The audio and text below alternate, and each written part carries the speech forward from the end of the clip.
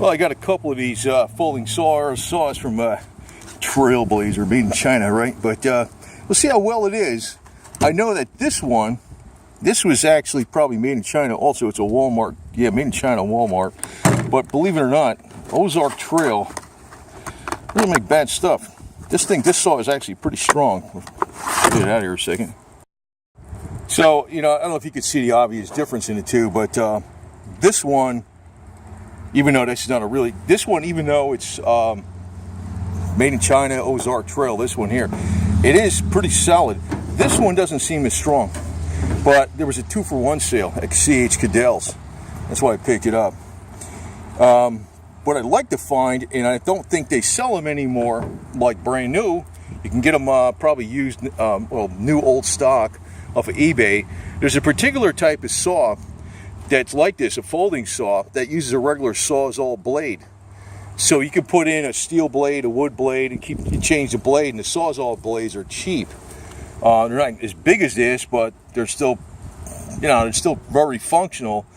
And one of the problems you have with these saws is like you throw them away. Basically, you could sharpen them, but you basically throw them away after the teeth get too dull. So I decided to get 2 of these, and I actually keep this one in this little samurai. Well, it's a SJ413. It's like a samurai Suzuki. If you know what, I'll just call it a samurai, so you know what the hell I'm talking about. And I'm gonna keep one in the El Camino back there, along with my X-Wing axe. This is a handy. The saw, as long as it doesn't get dull, is a lot faster than an axe in a lot of situations. If you're doing the woodsman stuff, but it's almost like one of these things. You don't need it. You don't need it. You don't need it. Just remember that you have it in the car, though, because once in a great while you'll need it for something. It might not be for like cutting wood, but it might be for cutting something else. And you'll be very glad you had it. It's almost like like having your emergency generator for power. How often do you need that?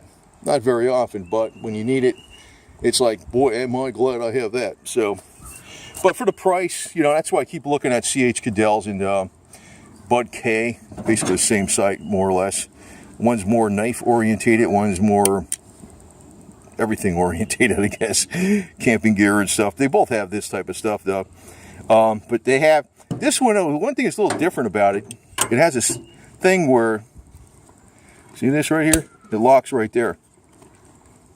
Now, I don't know if they do that. They might have done that as a safety feature, because I don't know why you would have this like lock like that so you could saw like that. I mean, I think they did that so people don't close it on their fingers. Because you're doing this and you're going, hey, I'm closing it. So when you get it up to that point, you would press the button. God, still can't even do it. Press the button there. Still have your finger in the way, but I don't know. Maybe that's why they did that. But this one seems more solid. But the deal is, for the price, it's 2-for-1 sales. Pretty good, pretty good. It's the C.H. Cadell thing, whatever. So, but they're not a lot of weight. They're not a lot of room. This one I keep in my little tool bag, in my 4x4 thing here, which has the locker in the rear. You need a 4x4 with this locker in it. Firestone snow tires. But I always keep it in here with the Gorilla tape. See, duct tape, a little E-tool snow shovel, paracord, little tiny axe, some ratchets and stuff, little hammer. So this is a canvas bag. I actually got that from C.H. Cadell's. It's handy because you can throw some loose tools in there, and that's what I'll do with this. I'll put one of these in the canvas bag that's in there. That's the tool bag,